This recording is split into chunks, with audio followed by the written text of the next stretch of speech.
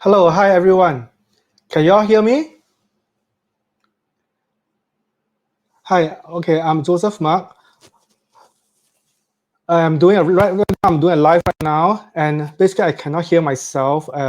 It's a bit strange because um, it's like I'm actually talking to the video cam right now. All right, so I just want to have a show in the comments that everyone can hear me loud and clear. You can just type in the comments over here. Yeah. Okay, I can see that. Yes. Okay, good. Okay, right. So today I'm going to talk about transformation of your photos in 5 minutes. Okay. Yeah. So how do you actually do the transformation in 5 minutes? To me, the first thing is what is transformation, right? Okay, transformation for me is a major change. So I need to actually do a change in my style of photography, or maybe your pictures itself. Yeah, you have to actually do from, let's say, from what you actually see to something, or for your photos from your this style of yours to another different style. That is what I call a transformation. Okay, right. So how do you actually do the changes? So today I will actually show you the way that I actually do the changes in my own photos as well, right? Okay, so first thing for me is that you have to start from the shooting point of view. So first we have to actually start from something. So for me, transformation is from shooting all the way to editing. So first is that I'm going to do a shooting from the shooting point of view itself. I'm going to start from there. So I'm going to start from how I'm going to change my way of shooting, and then from there I'm going to do a selection of photos. Then after that, going to the um, editing of the photos itself. Sorry, because I cannot hear myself. So let me take out my this what's it called, the in my in ear my um, earpiece, because it feels very strange. Because I'm actually talking to myself and then without hearing any feedback from there. It's actually a very different style from the last session, because last session I was actually doing with William and we have interactions, and basically today I'm actually talking to the webcam itself and without any feedback. So that's one of the reason why it's very strange that how come I cannot hear myself talking. So so sorry for the past 1 minute that you all have been looking at it. All right. Okay. So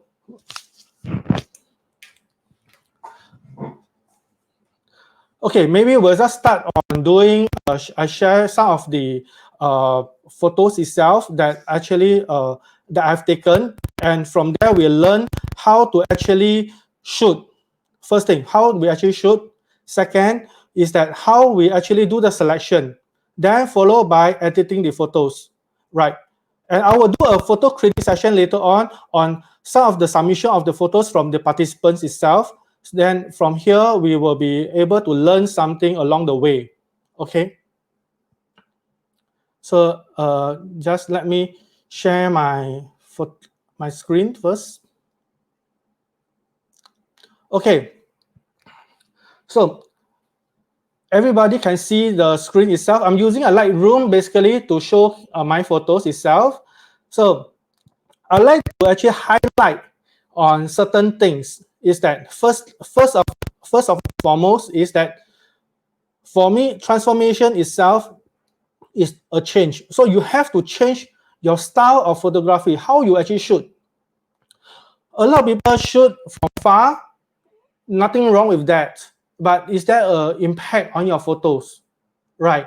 And like for me, I use a wide angle lens, and how close should you go to actually shoot that photo? That is a very important thing. So today I'm going to show you all these kind of changes that you probably can make to actually do a better photo. All right. With this photo itself, I actually took it in Kelantan in Malaysia. I'm using a wide angle lens to actually shoot this photo. Right. You have to go close in order for you to shoot the picture and the subject itself close enough to actually give it a very good focus. Right. Sorry, I have some comments over here. Let me see. Okay. No, I think my mic is okay, right? I think it's okay, right? Okay. So first, you have to actually go close. And from this photo itself, I actually do a bit of low angle up. Instead of going to shoot straight down, and you won't be able to see the salted fish itself. So you have to go close and go close in and go upward so that I can see the face of the person. And also the salted fish itself, so they give you a very impactful shot. Yeah, so go close and go in. So this is some of the changes you probably have to make. You have to go close to your subject, get your subject in focus. So first thing, that you have to shoot correctly.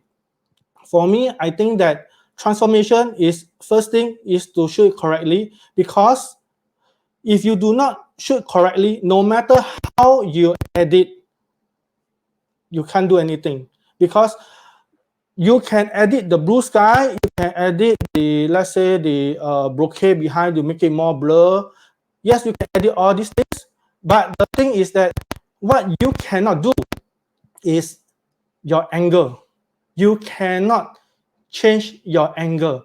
It's like right now I'm shooting this lower on the lower side, right? And then I'm going to shoot it low up. But the thing is that if you're going to shoot straight on, the angle is different. You cannot change or you can edit the angle later on. So first is that you have to edit it. I mean, you have to actually shoot it correctly before you can do the editing. So I would suggest that everyone start off with focusing on shooting it correctly and shooting it tight enough without any much cropping. I think that is the first thing that we have to transform ourselves. I did this transformation myself over the past years. I started off photography when about 10 years ago, and I actually have a bottleneck in about at 2014. When I look at my photo, it's like, oh my God, what am I shooting? So I have a bottleneck. So I go for a quick session, and I go and see someone and who give me some advice. So he said that, okay, you're actually shooting correctly, but the thing is that it's not just that it's not tight enough and it's not in focus. Your subject is like, your storyline is very loose. You have to keep it tight and tell the viewers what is your subject, what is your storyline. So today, I actually improve on that, right? Okay.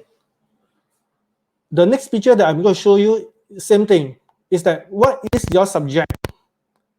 I took this in Jordan, and this is in Petra. So is the subject the monuments, the ruins behind in Petra, or is it the horse? Yeah. So you have to understand your subject and how to position that subject and when to click it. I think that is a very important thing. So should I actually click it, let's say, on this side, which is on the, let's say, on the right hand side when the horse just came in, or should I just put it in the middle or on the left? So different kind of how to say, the horses at different kind of location or at the different kinds of place itself will have a different meaning. Yeah.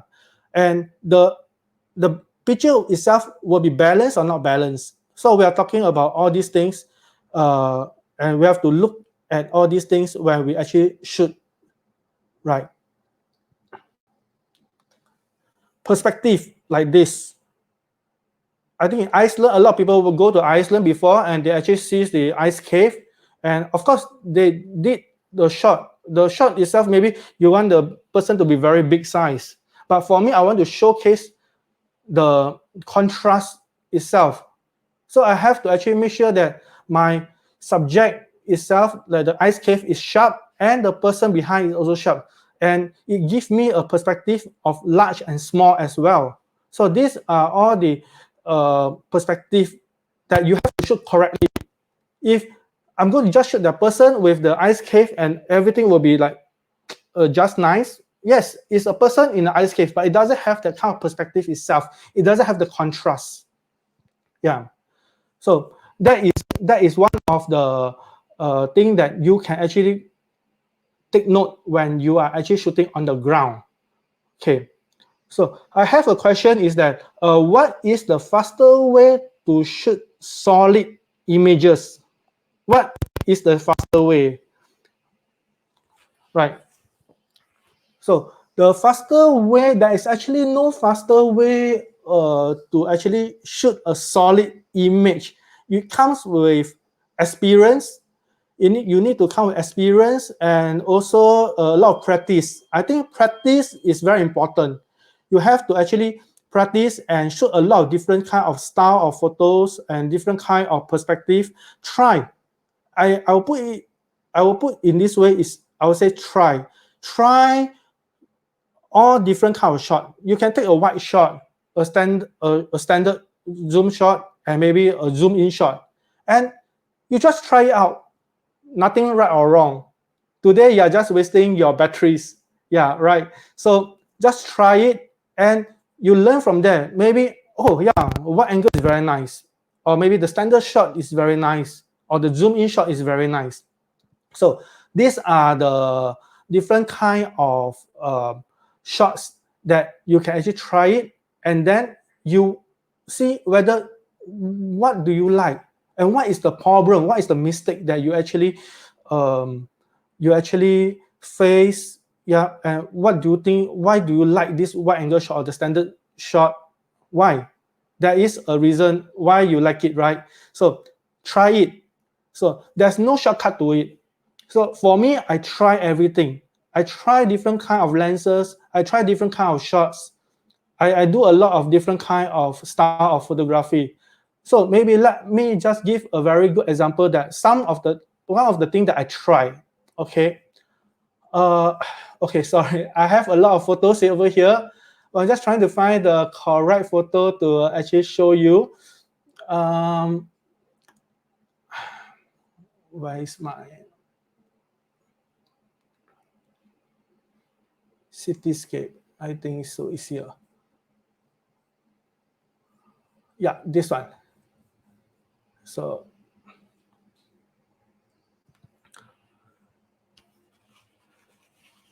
okay, I got tapping sound. Can everyone hear me from here? I think that because of my mic, probably because of my mic, that's why the sound is not as good. Okay. Okay, so let me show you with this shot itself. Right. I actually use a handheld for this shot. Not really handheld, but I just rest on a ledge itself. But what I did is that I use a aperture that nobody would use. So I just try. So what is the aperture that I'm using? I'm using a 3.2. I'm using a 3.2 to shoot a landscape shot or architecture shot. Something different. So everybody will use an f16 or f18, but I actually use a 3.2. Why I use a 3.2? Because I try and I know that I want to have certain soft feel into the photo itself. I want the architecture to be sharp, the castle to be sharp, but whereas the rest of the picture behind is softer. It's not say it's not sharp. It will be sharp, but the thing is that it's soft. So it will give you a different kind of feel to it. So that's the reason why I try and I use a 3.2. And what's the outcome? The outcome is not bad. Yeah, outcome is like something that I like. So you can actually try to actually do all these things while you are practicing, right? Okay, so practice makes perfect.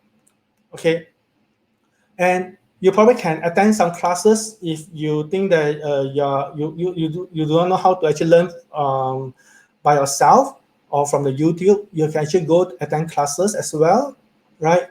And another one more thing, a very important thing is that where you can learn and transform your photo is that you can actually learn through looking at other people's photo. Like example, today I'm going to show you. I show you this photo, right? So, what do you learn by looking at this photo? Are you able to understand that how I shoot this photo itself? It's like, what's the angle? Why I actually shoot this cursor in the middle? Why not slightly more on the top or more on the bottom? Or why not on a wider perspective? Yeah. So you see, there's a lot of things that you can actually learn from other people's photo. Yeah. Okay. Let me show an other photo as well. Okay. So like this is one of the photo that I actually try as well. I don't use a macro lens to actually shoot this, but I use a zoom lens. Yeah, so I use a zoom lens to actually shoot this shot itself, right? So you can make use of different kind of equipment as long as it gets you the image that you want. It doesn't mean that for this kind of shot, I will definitely need to use a macro lens. No, I can use a zoom lens and just shoot this shot itself, right? So all the shots itself, you can use various different kind of camera lenses and achieve it. As long as you achieve what you want, that's the more important thing, right? So transform yourself, look at things differently, and use different equipment for different kind of scene. Try it, just try it. Yeah. Okay. Right. So we'll just talk about a little bit more on the perspective itself, because for me, I always want to touch on this. First thing is the focus subject, the subject, and as well as the perspective. To me, the first step is wrong, is all wrong. The first step is your composition. Once your composition is wrong, everything is wrong. No point we talk about editing, no point we talk about selecting your photos. Yeah, because your angle is wrong, your perspective, your composition is wrong, so it's all wrong. Yeah. So in this picture itself, you can actually see a lot of mirrors, but is that the real? Where's the subject itself? I mean the reflection, and where is the solid portion? Yeah, actually, in this whole picture itself, the whole picture is a reflection. Only at the left-hand side is the solid part, but this is through a mirror.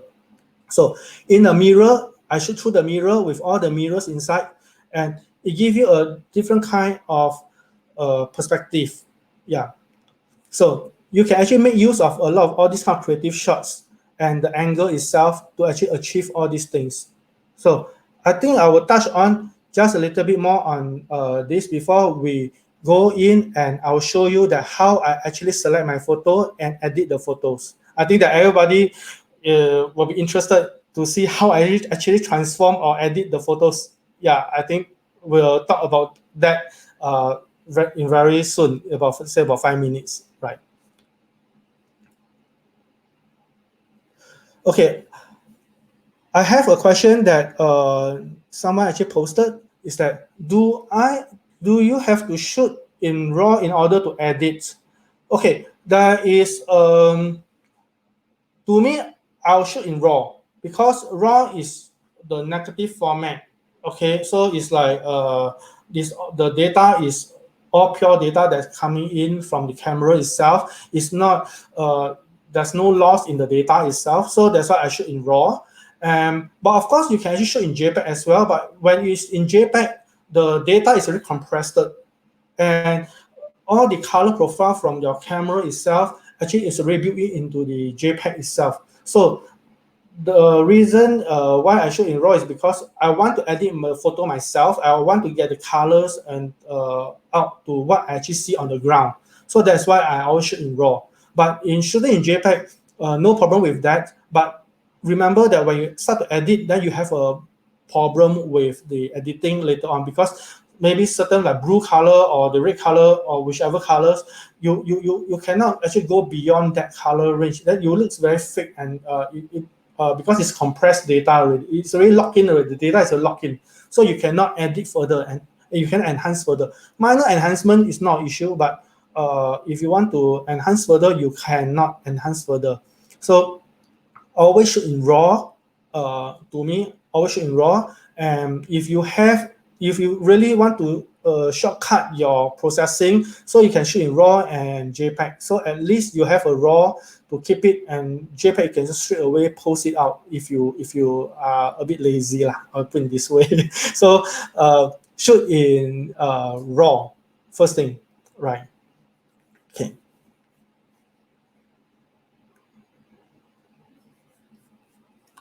Let me.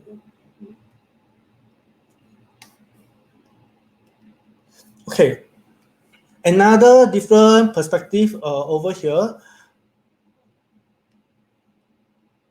Okay, another different perspective over here is that you can use a framing. So once your framing is correct, the focus is there. The focus subject is there. So once you did your correct framing, right? So I just use a silhouette to actually frame it, and then the castle itself, or this is the monastery itself.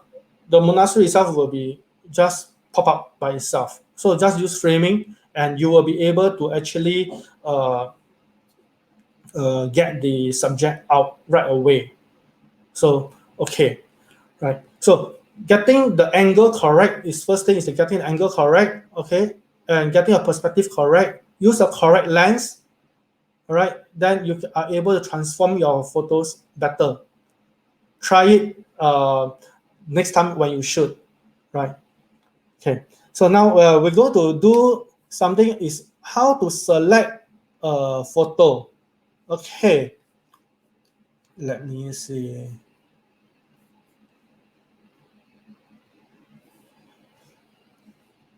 Okay, I will just off the screen to maximize the screen more. Okay, so that y'all can see it.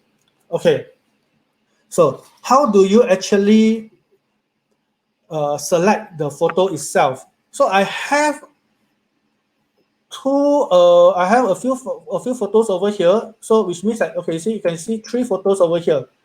So sometimes you shoot a lot of photos, yeah. But how do you actually know that which photo is actually the better photo? Yeah, how do you select the photos? Yeah, correct. Assuming that you have these 3 photos itself. 1, 2, 3. So this is slightly brighter. Okay, you can see that the cloud is a little bit of overexposed over here. This is, well, under the crowd control is very good. It's a bit wider, and this is tight. Okay, but I like the dramatic of the crowd. So selecting the correct photo is very important, right? Because when you select a wrong photo, when you edit a wrong photo, then you will have a problem later on, because the photo, after you spend, let's say, 5 minutes, 10 minutes editing, then you find that, oh, this photo is not actually what I want. Yeah. So selection of the photo itself is a very major process. Okay. Because you have to know what is a good photo. So how do you improve on selection of photos? So first thing is that you have to read up more photos. You have to see a lot more photos. When you see a lot of good and bad photos, then you will know what is good and what is bad. So go to those Instagram or whichever, just go and see. Or read up magazines or Facebook. Just go and see a lot of photos. Oh, this is a good photo. Okay, why is it good? Why is it not good? Yeah, you have to read up a lot. Yeah, for me, I actually read a lot of photos. I always see a lot of photos, and actually I see that, okay, this is a very good photo. Why I like it? Why I don't like it? So I actually have all these kind of how this kind of reaction in my mind. So I will see, okay, this is a very nice photo. So can I actually use the person's style in my own style, right? So okay, if I can, maybe I try to improvise and try to actually incorporate the idea into my own photo style and try it, right?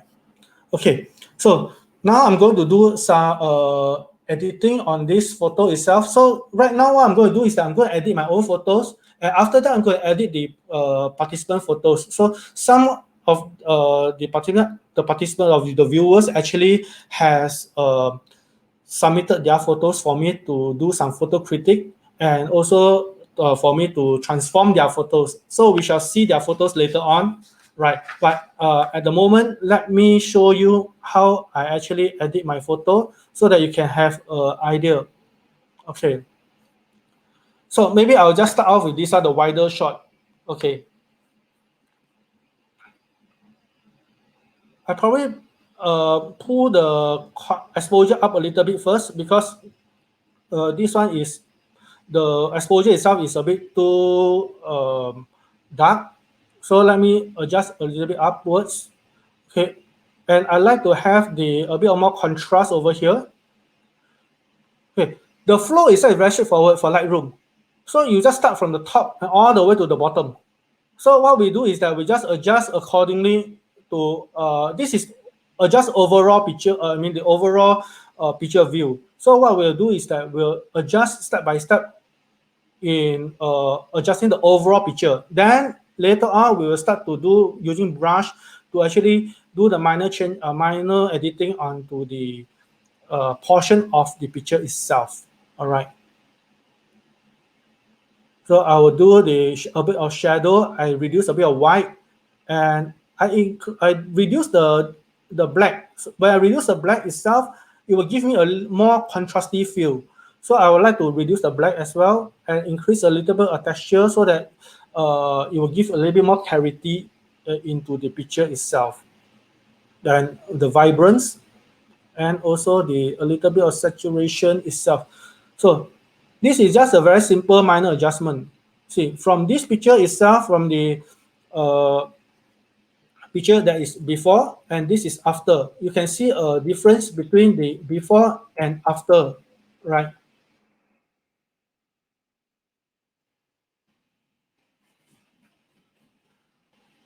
Then over here, you can see that there is a problem with the sky. What's the problem? This blue itself and this blue itself is a little bit different, right? You can see from the top, right? Why is that so? Maybe I did use a polarizer, or maybe when I use a filter, it actually darkens the cloud on top. So that's why it has a darker blue on the top itself. So we're going to try to adjust that. So by getting a brush, we brush it. Okay, then we will adjust, we increase the brightness a little bit more. Well, it looks like it's getting better. And we desaturate a little bit so that it will actually looks more to the blue on the bottom. See, so now this one, this side here and this side, it will be almost the same color. Yeah. So you can actually see the difference over here is that before I brush it and after I brush it. So you can see a difference over here. All right. Of course, this is a quick editing that I'm actually doing right now. So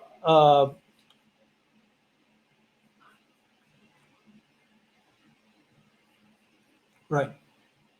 So I like to actually increase a little bit more the temperature itself, the overall temperature, so that it will be a little bit more yellowish. I mean, on the sunset, because there's a glow over in the picture itself. So I like to have it a little bit more warm tone. I was a bit more warm tone rather than it's actually a more bluish tone. So I give it a little bit more warm tone to it. right. And now what I'm going to do is that I'm going to brush this side over here just to make it a little bit more brighter on the triangle on this side. Can everyone see over here? Yeah, so it will be a little bit more brighter. Then it gives a focus onto the peak itself. Yeah, onto the peak itself. I use a radical filter, a round filter here. So what it does is that very simple. It will adjust anything outside except the inside.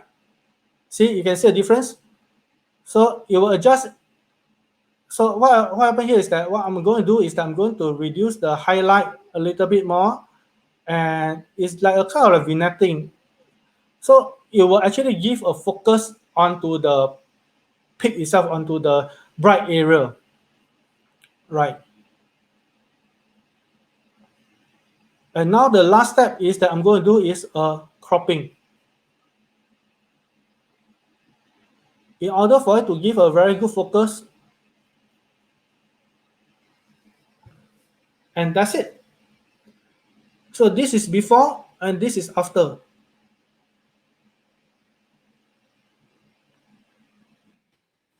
Let me show the other. Okay, so this is the before and after I edit. Okay. Okay, I have a question that is, how do you choose the feel of the image to edit? Do you have a theme in mind before you shoot? Actually, I do not really have anything in mind when I shoot, because when I'm looking at the moment, because when we are traveling, we are actually looking at a lot of things, and everything is just spontaneous and wow, I think it's nice, so I just shoot first. All right. And when I shoot, of course, I got something in mind that, okay, I think that this is a very nice scene, nice picture. Okay, so I just make the click itself. But when I come back, when I edit, today I feel that I like it to be a sunny, bright sunny day kind of feel. Well, I will just do a bright sunny day kind of edit. But maybe today I'm very gloomy. I don't feel like I'm very happy. So I can do something like black and white. So yeah, so the feel is very different. You see, I can actually do it in black and white now, then and it will just give me the kind of different kind of style. Yeah, so in black and white, I'll just do a little more contrast. And maybe today I just feel I like it black and white. Yeah, so there's no right or wrong in terms of what is your feel. I find that your feel itself. That's why I say that editing itself is all really on your feel itself. What you actually like, yeah, what you actually like. But there are certain tips in editing is that do not over edit and edit the correct color. It cannot be this color is a white. You can do a little bit like off white, but it cannot be changing to gray. A white you change to gray, that is something that's wrong, correct or not? So the color have to be correct. Yeah. So like the green, it must be still green. It can be a bit yellowish green, but it's still green. It cannot be that I am going to change my color from I like a blue tone, so I go all the way blue, and this is not a correct color temperature, and this is wrong. So the feel must be correct. Your color must be correct. Okay.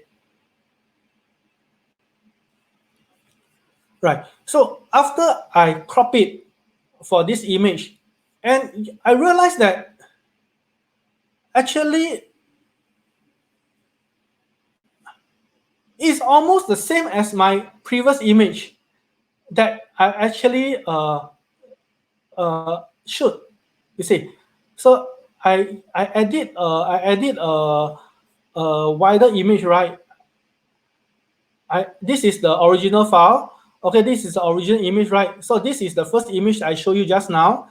This is the second image, wider one, and this is the third one, which is brighter. And I edit the second image, which is the wider one, and it gives me, after I edit, I find that this is the image that I like, right? Then actually this is the image that I should edit, because this is the image that is what I want, right? So if I select this image in the first place and I edit, I will have a full megapixel, which means that I have a 50 megapixel. Because I'm using a GFX, so I have a 50 megapixel image over here. Yeah, but whereas once I choose a a wider angle, and after I crop, I only have, let's say, 20 over megapixel. I only got about 20 over megapixel if I use a wide image and a crop in. So that's why choosing your lens and your perspective have to be correct. If you shoot it wrong, like in this case, I actually shoot it wide. Can you salvage? Yes, I can salvage. But do you lose? What do you lose? You lose your megapixel. Yeah, so you crop everything can be cropped. But once you crop from 50 megapixel, I lose more than 50% to only 20 megapixel or so, or 25 megapixel. Yep. So you lose 50% of your image. So why not shoot it correctly in the first place and you get your image correct? Use the correct lens. Zoom in to the exact point that is what you want. Okay, and shoot it correctly. Transform yourself and get yourself into this kind of mentality. Transform yourself. Change your mindset. Don't always think about, never mind, I should wide, I can crop. Why not shoot it correctly? And you do not need to crop. Right? So this is one of the tips that I can give to all the viewers, is that shoot it correctly. Right? So let me see what other image that I probably can show you.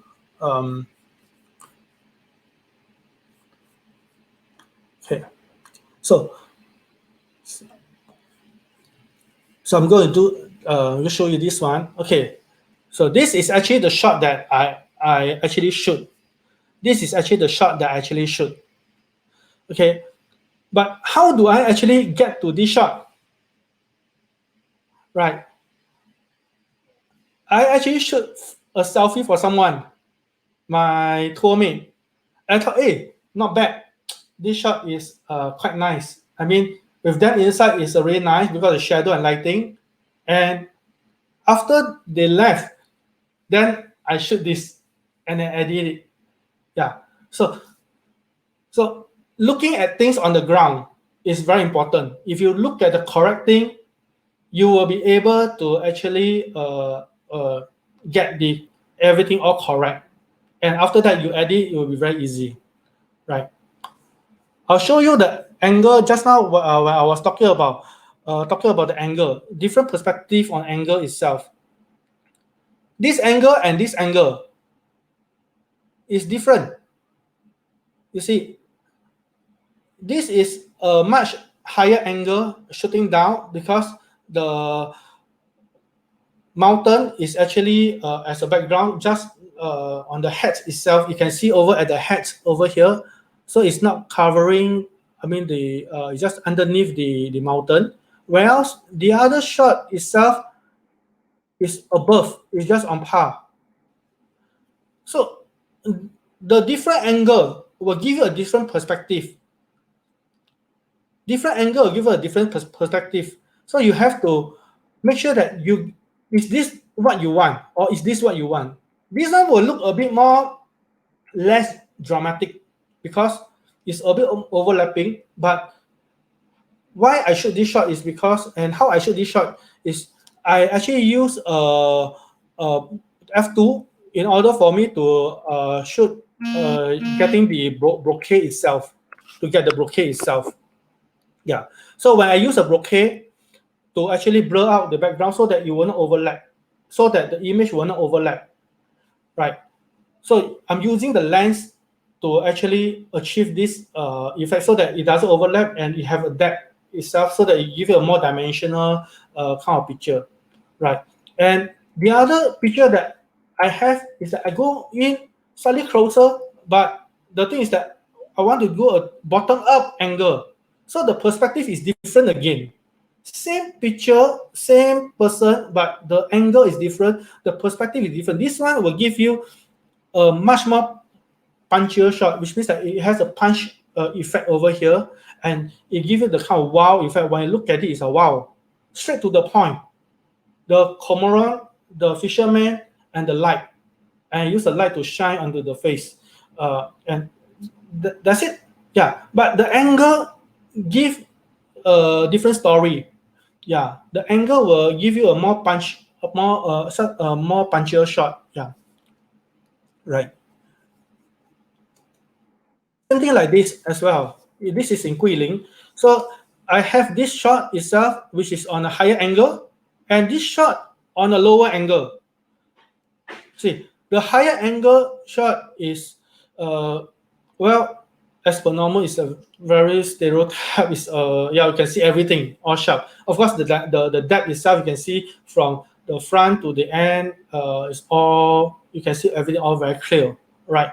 This one is different. I'll focus more on the bokeh itself, from the bokeh of the what's it called, the reflection, all the way to the fisherman, and I blur out the behind. I mean the mountains behind. So perspective is different.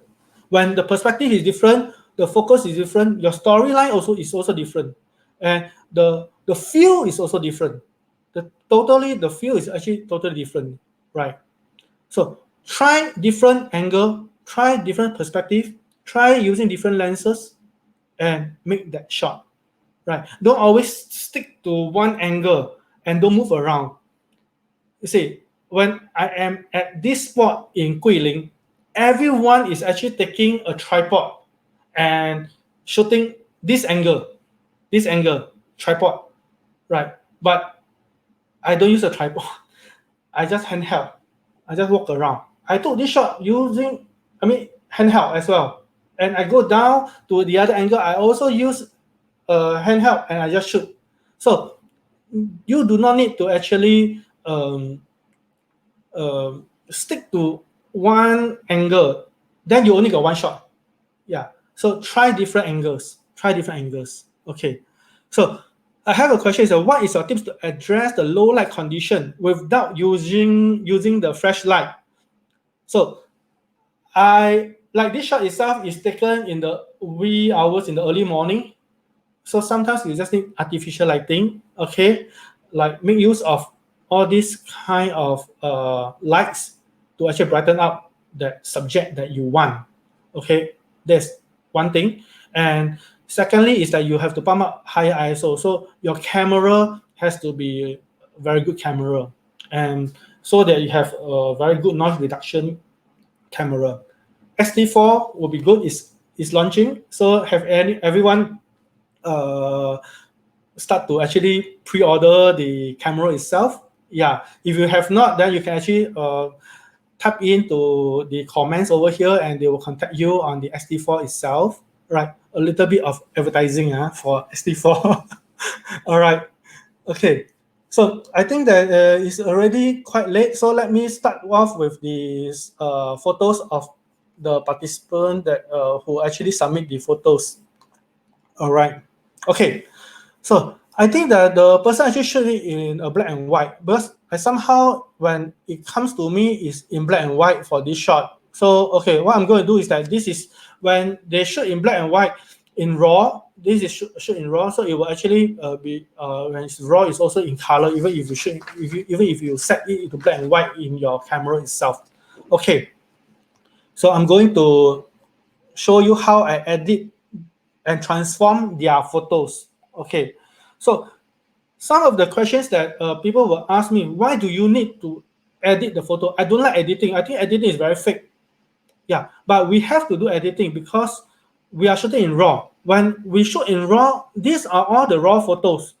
These are all the RAW photos. You can see the RAW photos itself is very matte. It doesn't give any contrast at all. So it will just it doesn't have any kind of contrast or the shadow or the color itself. So you have to add in your own colors, add in your own contrast and your own feel. Yeah, so that is why we need to edit our photo, because we shoot in RAW. When you shoot in JPEG, the camera edit the photo for you, kind of edits, because it has a profile inside. So actually, it goes into the color processing unit, and then after that, it will actually generate a JPEG file out for you, right? So you actually let the camera do the processing for you, right? So, and why you edit is because you need to actually have your own style of photography. Like example, I'm having my own style. I like my style to be very contrasty.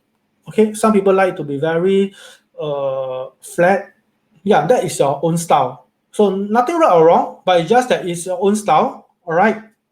Yeah, and you need to edit back the colors. For me, is that why I want to edit myself is because what I see on the ground is what I want to reenact back. I want to have the same color back. I want to have the same kind of feel that what I actually see on the ground. Maybe I just give a little bit more punch to it, but it's actually the exact color that what I want to show to my viewers. So that is why you need to edit. So if you don't edit a photo, is it okay? Yes, it's perfectly fine, but you will not find that kind of correct color probably, or maybe you will find that how come my picture there's a difference between my picture and your pictures, because my picture is more contrasty, more saturated, more colorful, more vibrant, but well, maybe the other person photo will be less contrasty or less saturated. Yeah, so you will be able to see a difference between the photos before you edit and after you edit. All right, so I don't know whose photos are these. I only select about 4 to 5 photos to edit. So let us do the editing right now. Okay, so first thing is that in the photo critic session, I learned a lot through photo critic session when I start my photography 10 years ago.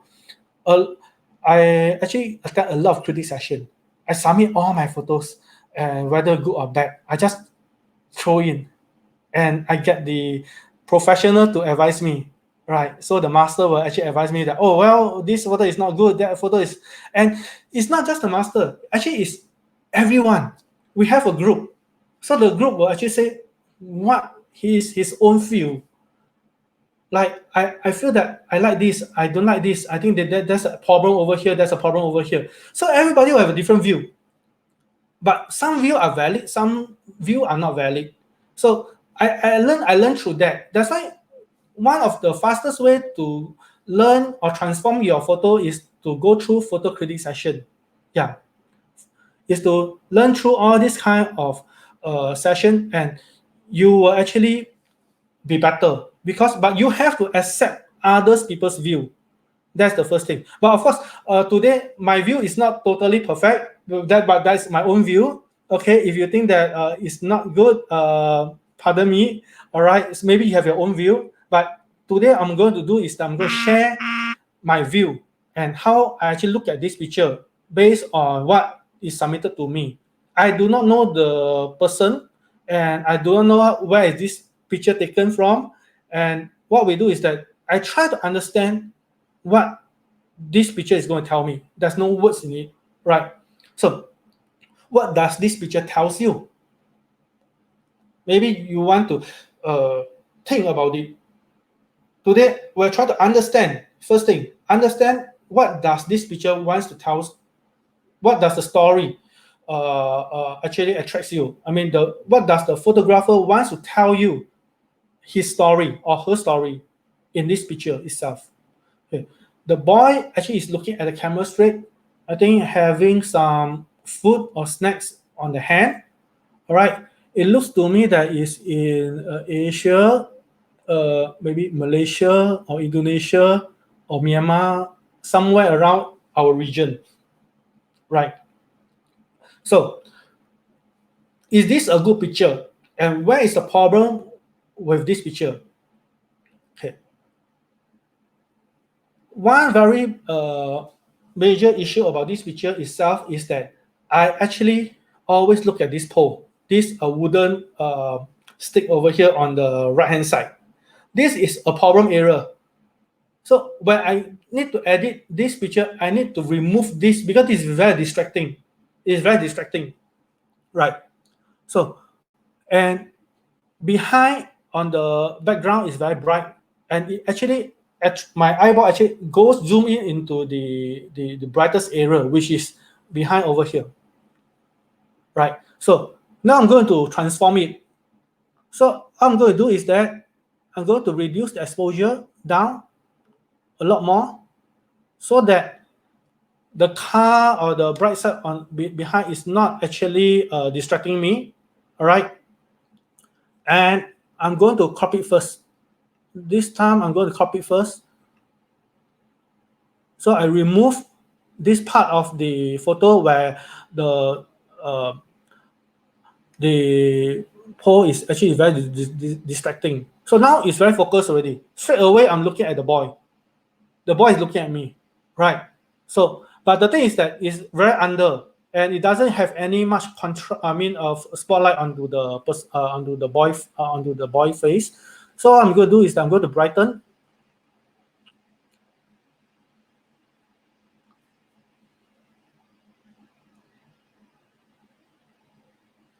I'm going to brighten the face itself. I'm going to increase the shadow itself, increase the amount of white, increase the exposure itself. Okay, and not forget the hand as well, because when you do up the face, you must remember to do the hand, not just the face only, right? Okay. Well, now straight away it have a contrast between the background and the subject itself, and this wooden pole over here is also very bright. So I would like to actually reduce the brightness itself so that it will be darkened, right? So it's darkened. So let us see a difference. The before, after. So this is before and after. You can see straight away that there is a glow onto the child's face, and behind is actually darkened. So it's just a spotlight onto your face itself, right? So that is how you immediately can transform from this picture itself, from this to this. It's a very fast way of uh, editing it, right? So that is editing power. Of course, we can actually do a little bit more on, let's say, example, we're going to do more like a vignetting.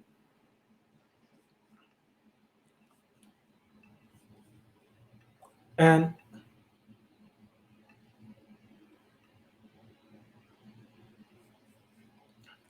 your composition. I give a little bit more, how to say, I rotate a little bit. You can see that I rotate a little bit so that it doesn't feel so straight. I don't like it so straight because when it looks too straight, everything is very stereotyped. But whereas you give a little bit of twist to it, it looks a little bit different, but it will engage you more. That's my feel. Nothing right or wrong. You can have your own feel. If you like something very straight to the point, everything all uh, perpendicular, very straight, that is your feel, right? So now we can actually do a snapshot and see this is what is the original picture itself, and this is what I edited. See, this is the original picture, and this is what I have edited, and that's the before, after. I did not do much things. Actually, I did not do actually very much things. So we just do a little bit of minor adjustment only. I only brush up the face. So in this process, it only takes you at most, if you know how to do it, it's only like 2 minutes and done. So it's very straightforward, right? But same thing is that you have to show it correctly. So the photographer can he actually move to a different angle so that it can give a little bit more depth? Yeah. Or maybe can do top-down approach. Is it possible? Yeah. So this photographer who submit the photo probably can do a different kind of angle to make it a little bit more creative. Yeah, rather than just shooting it straight to the point, just eye contact. Maybe top down. Yeah. So it will give you a different kind of different aspect, right? Okay. So we go to another picture itself. Wow, this picture itself is in Guilin. Okay, we let us see what is the problem with this picture itself. Okay, can everyone? I mean, can someone tap into the page and see what I mean the comments and let us see what is the problem. Maybe you can highlight the problem so that the person can actually know what is the problem as well. So it's like for me, I have my own view, but maybe you have your own view also. Yeah. So maybe you can just type in the comments portion as well, right? So first thing is the sky. I find that too much sky. The problem with a lot of photographers is that they want everything. They want everything. I want to have the sky. I want to have what's that called? I want to have the mountain. I have to have the river. I want to have everything. But sometimes less is more. Less is more. So zoom in will be nicer. So let me try to edit this photo and we try to salvage this photo. We can see that there are some problem here. First is that there's a leaf over here that is obstructing, okay, obstructing the view itself. The leaf is on the bottom left corner, and the sky is almost 50% of the picture. 50% of the picture. The sky is really too much, right?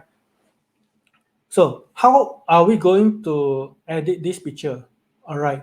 And I can look at the raw file itself is using 3.2. Wow, 3.2. Okay, like me. Okay. And a 33 mm angle. So, well, it's 33 mm angle, so that's why it's quite wide at this kind of scene, right? So,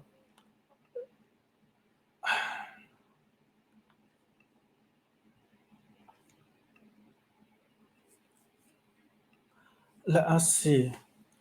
I want to make the focus on the village itself, and the background is the mountain. All right, and I want to highlight and make the cloud to come out because there's a glow over here. You can see that there's an orange glow over here. So I want to actually make this to be more epic. So from this picture itself, we'll try to see what we can do. So I darken everything first because by darkening, I will be able to brush certain area that I want so that straight away it will just come out. You have a spotlight over there. So it's easier to do in this way. Right, so I darken everything. Minus the highlight. Okay, I increase the shadow. Increase the white. White is because I want the sky to be a little bit more brighter also. So increase the bit of white. And let us increase the temperature first. Let us see how much temperature that we increasing. See, from the original shot is actually 5,900 K Kelvin. So we're going to increase it into about 10,000 thereabout. So it gives you that kind of like warm glow, right? Then just okay, something like this. It's nice. I increase the vibrance, increase this is overall picture editing. I increase the clarity, the texture as well. Okay, so from this shot over here to this, what is the main thing that actually I did is I just increased the temperature. That's why you can see a difference between the glow itself. The temperature actually does the work. Straight away, it does the work. All right.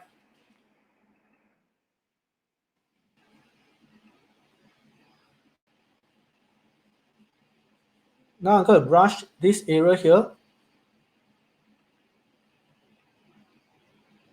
on the house itself. So I make it a little brighter, and it's too green. So what I'm going to do is that I'm going to increase a bit of magenta so that the color will come back to be more accurate. So we're looking at fine details. If you just edit it in overall picture, then everything will be all a warm tone, or the tone will be all standard. So you need to actually um, edit back to the correct color. So looking at details is very important. So someone actually says that maybe can try to use HDR. Yeah. Well, so HDR is possible as well, but HDR, it looks very fake sometimes. And HDR got a problem also. One of the problem is that if, let's say, if you're using uh, if the leaf in front is moving, so you got double image. So HDR is, uh, you can also use HDR only when things are not moving. If there's things that are moving, then you have image, double image. Yeah.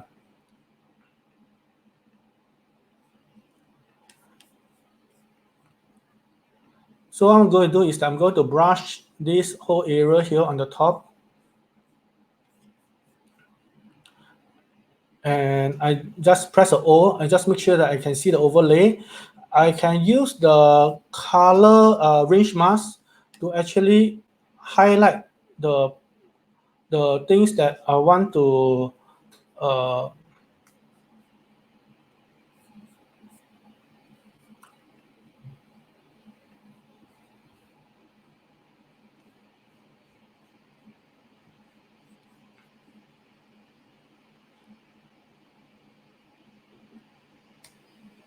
so this is just like Photoshop.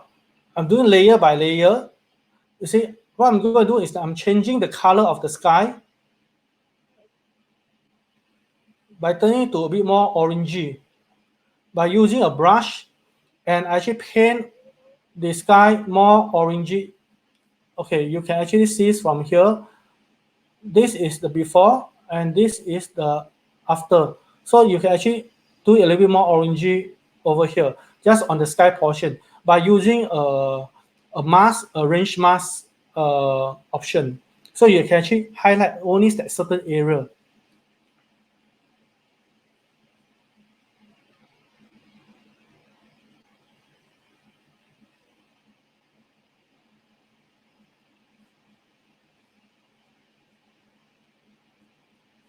But of course, now I'm actually doing other people's photos, so that's why I have to and I have to explain. So that's why I'm actually doing a little bit more, taking more time. It's not just 5 minutes itself. But if I'm going to do my own photos, it will be much more. How I put it, it will be much more faster because I know what I want to do. You see, right? So something from this to this.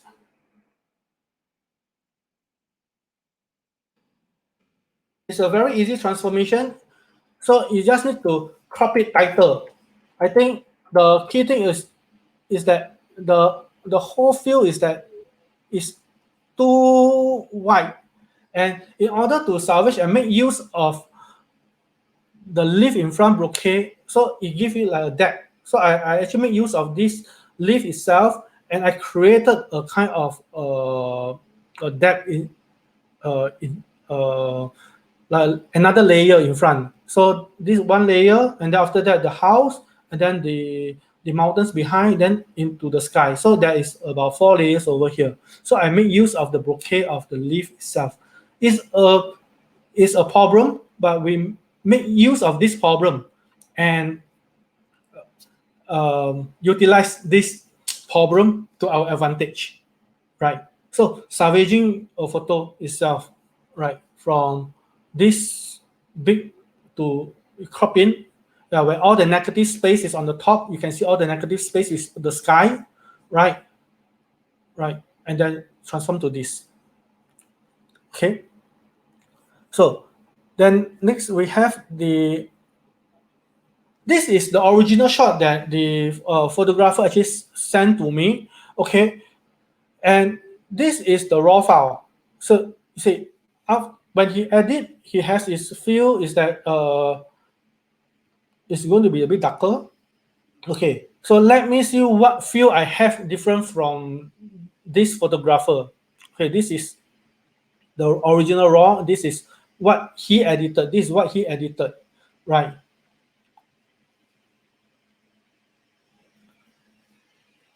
Okay, so for me, I find that this picture itself is very grainy. It's about 6004 ISO. Okay, shooting at f4. Okay, most likely it's through the window as well, and it's very foggy or maybe raining, a raining scene or foggy scene. I think the photographer want to highlight the working, I mean the person working at the other building. So that's why there's an orangey light or the yellowish light over there. But I find that this picture itself, a very simple and fast way is to turn it to black and white. And you just use across mode. So profile, straight away we darken almost everything.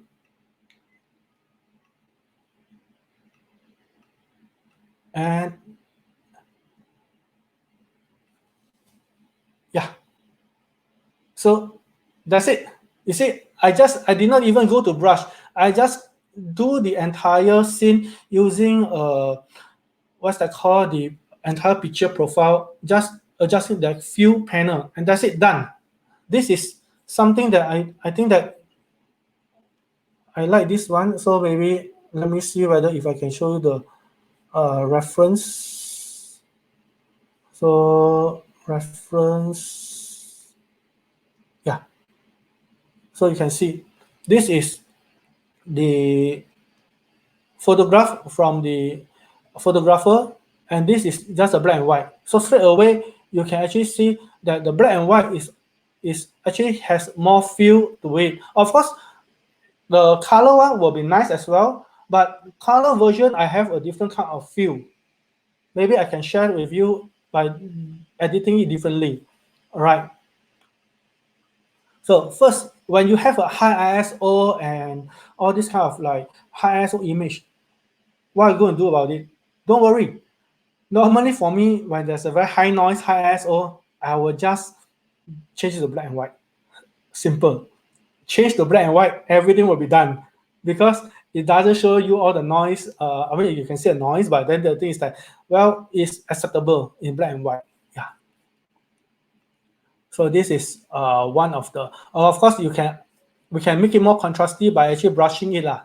We can actually brush it to actually highlight more and darken the entire thing more. So that is one of the way that you have to have a contrast between the gray tone. The gray scale have to be correct, but not forgetting you have to see all these kind of details. You have to make sure that you can still see the black, or the details are in the black. You don't go and darken everything and there's no details. You must make sure that you are able to see the details in the black, right? Okay, so let us talk about color. So with this original photo itself, so how do I actually edit? I mean, to transform to a different kind of style from the photographer. I will do it in a more bluish tone, which means that it's blue and orange tone, which is a very Instagram kind of style, or maybe I would say cinematic style. I think that this scene looks like a video or a film style to me. So I would like to actually edit using this kind of film style or cinematic style, where I will actually make use of the blue and orange.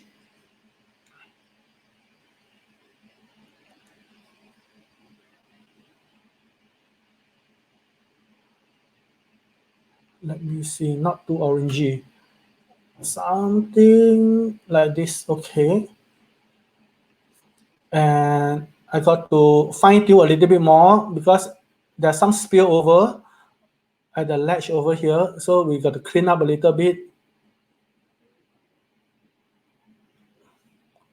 So by using the auto mask itself, you can see there's an auto mask. You will actually select more precise on the area that is not what you want. So you can actually play around with all these kind of functions when you are using the Lightroom on the editing. So that it's just like if you're using a mobile phone, you're using a Snapseed, then this is something like a Snapseed. It's very straightforward. So right now, right away, you can see the difference between this shot is the before and this is after. It gives you a very blue tone. It gives you that kind of very cinematic look. Okay, and over here on the ground here, I like it to be a little bit more on the color, more on the colors itself. And I like to be a little bit more subtle on the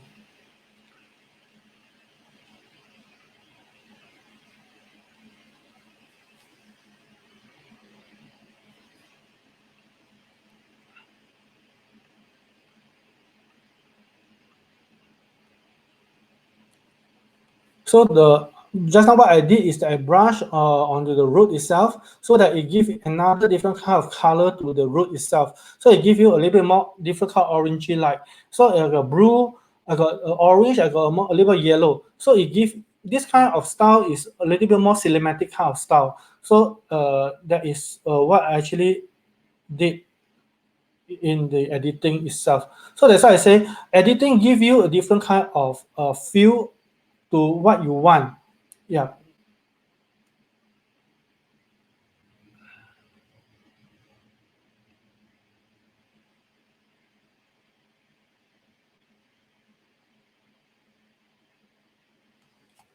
Something like this, okay?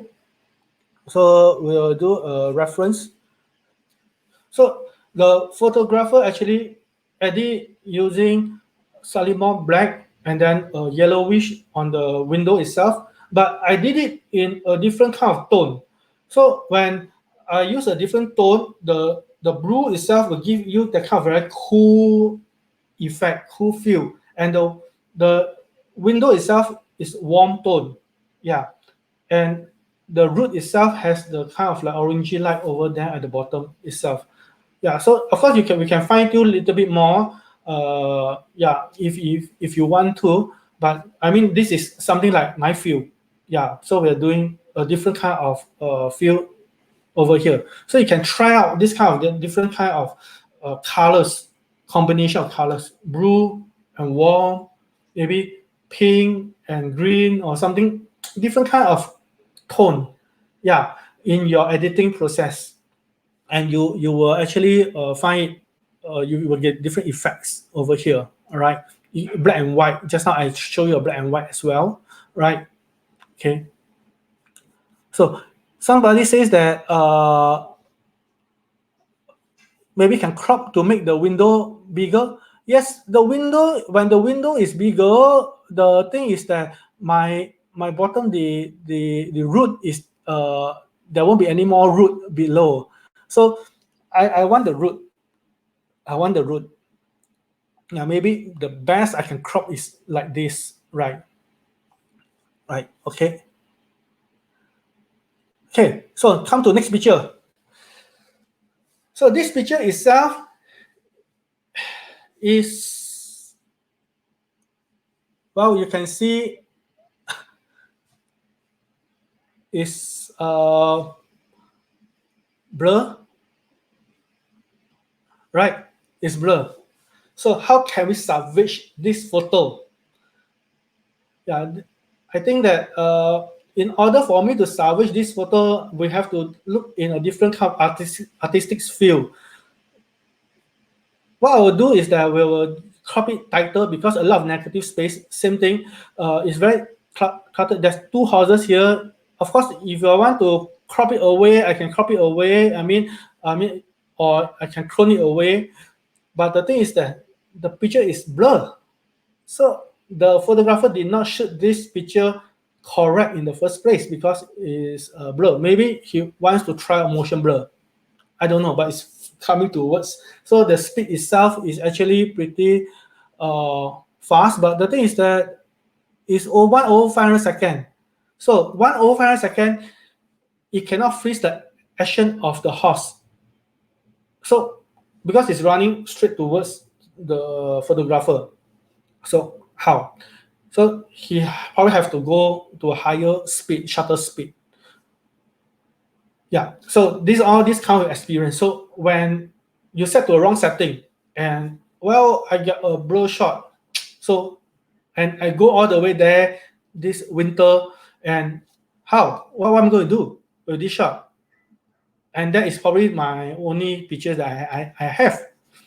So looking the histogram, Shamin said he look at histogram, maybe he can afford to boost the white a little bit. Yes, that's what I'm going to do. I'm going to crop it. I'm not just going to boost a little bit, but what I'm going to do is I'm going to do it my fill blur. So why not let us make it overexposed like a painting? I feel that this picture itself, I can do it like a painting because it's blurred. So I brush the horses, okay? I brush the horses, make it a little bit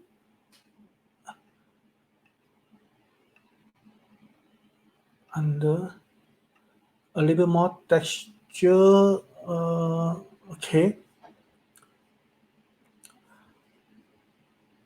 So I brush the horses and I bring back, I lower down the exposure itself. Just now what I did is that I increased the overall picture style to overexpose.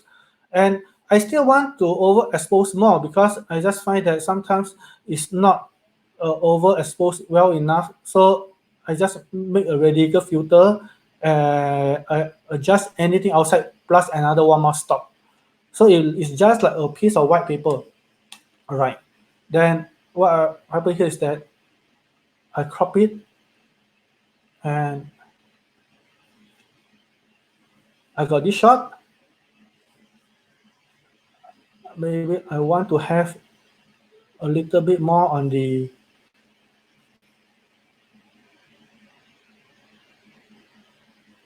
shadow, little bit more details.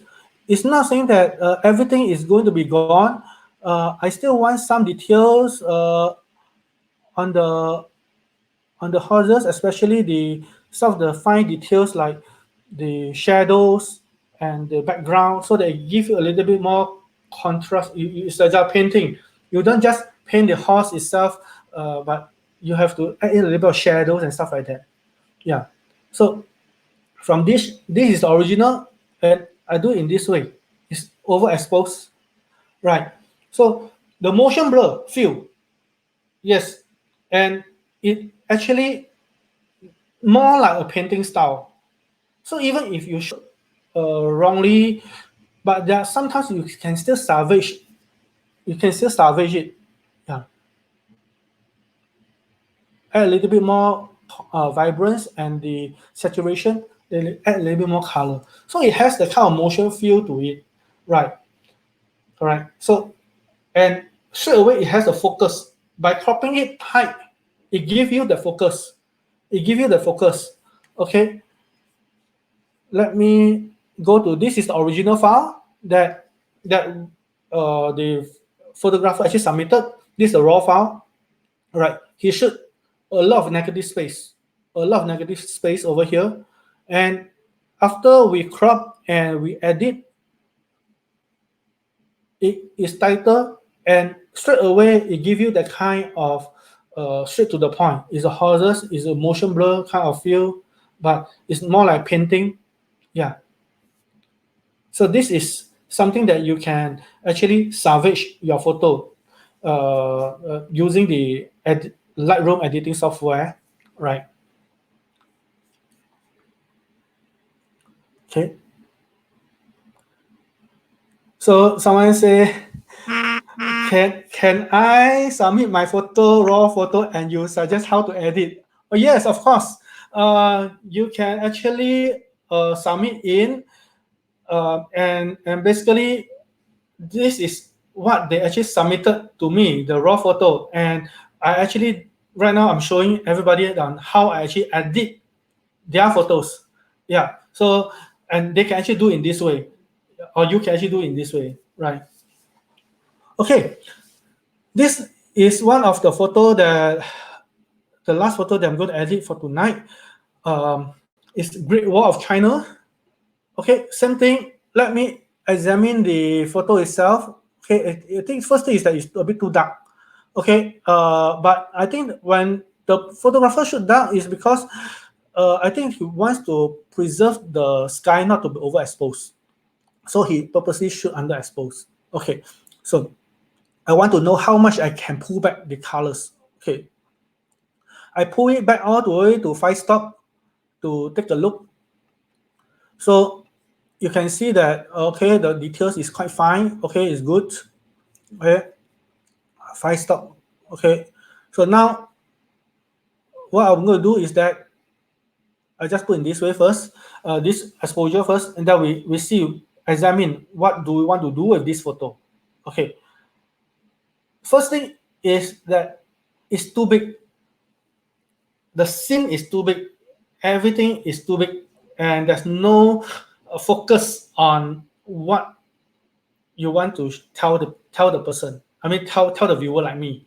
Yes, I know it's Great Wall, but it's just not focused. I can see the wall. It's like he wants to do a framing by using the two wall at the side.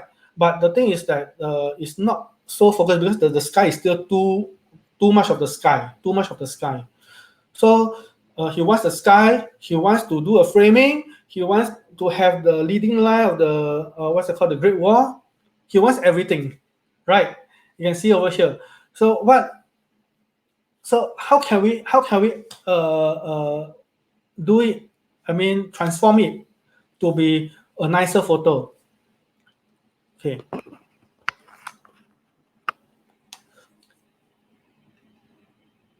First, we crop. I think the nice part is this portion. I find that this portion is quite nice. Okay, because there's a cloud, there's a leading line towards the what's that called, the Great Wall itself, and then there's a wall over here as well. You can see the details. Okay, right. So I'm going to do a very fast editing without saying much, and we shall see the effect. And later on, I will just explain much on the editing. So this one will be a very fast process where you really can see like I am doing like 5 minute. Tell me to see whether did I do it in 5 minutes or not. Okay.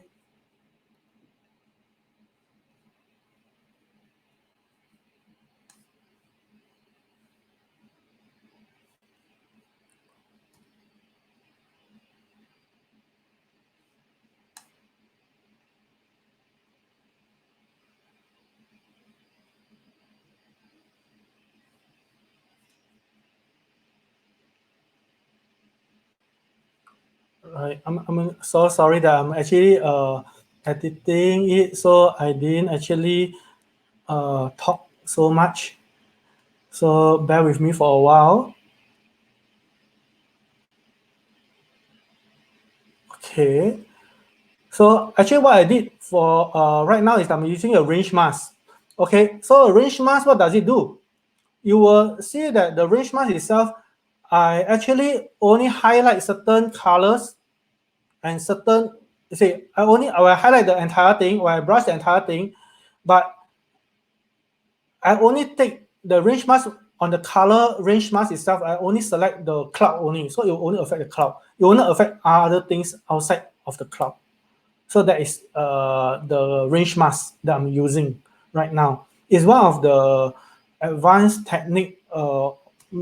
Yeah, just released only about 1 year ago, probably. Yeah, so this is something that you guys can actually try it.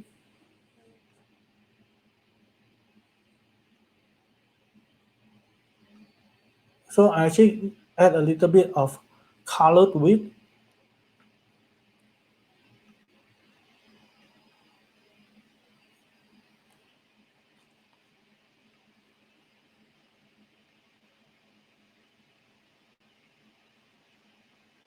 A little more blue tone, and we do it under a little bit.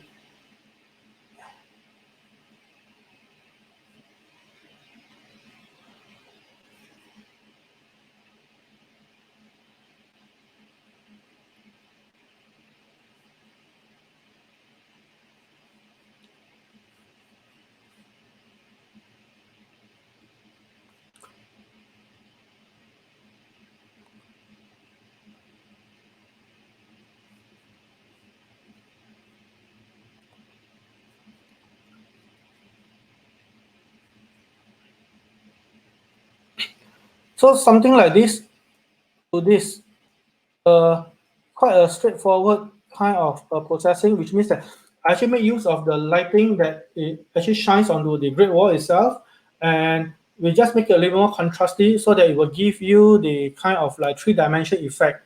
And of course, the cloud itself, I actually put in a little bit more colors. Okay, yeah. So that is but of course, the color may not be as accurate right now because I'm just doing a very fast processing. Yeah, and someone actually says that whether a black and white is better. Yes, black and white would be nice. But sorry, because I pin the color itself. But the black and white itself, you need to have more tighter shot, not so much of the cloud. With the cloud itself, the cloud formation is not nice. So black and white wouldn't be nice for this case in this case, right? And what I can show you is that before that I actually edited this picture itself. This is something that I edit before I actually when I analyze it. I mean, I actually saw this one of this. This is the picture that I actually try to edit this picture itself. But the thing is that, well, it's almost the same that with what I want to show you today. The picture is a bit more contrasty, but today what I'm going to do is that I actually do it less contrasty and a little bit more on the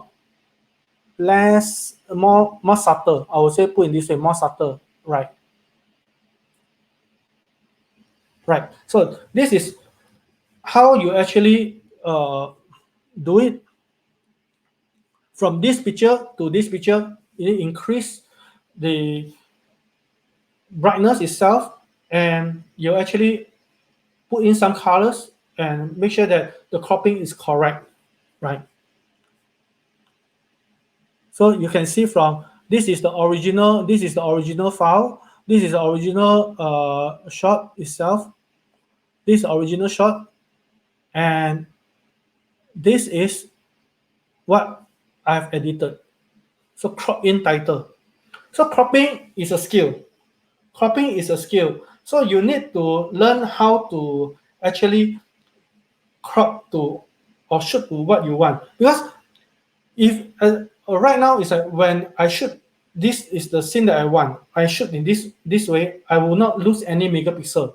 I will not lose any megapixel. But if you're going to shoot, let's say this wide angle and a lot of negative space, then you will have a problem. Then you will have a problem, right? So that's why I say shooting it correctly is the first and foremost. You have to shoot correctly. Editing can be done later on, no problem at all. Yeah, editing can be done later on, but look at the angle, look at what you want, shoot it correctly, and editing will come very easy. It's just a 5-minute job or 2 minutes job only. So, yeah, I actually travel 1,000 over days over the last 4 years, and every day I edit my photos. So a lot of people are asking me that, do you edit on the go?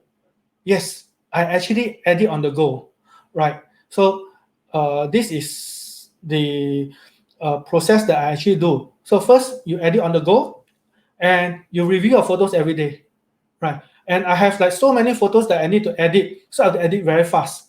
So that's why my editing process is only about 5 minutes or so, or sometimes even 2 minutes for some simple photos, right? So any questions that you might have, maybe you want to leave at the comments, and once the session ends, I can actually answer your inquiries if you got any kind of questions, right?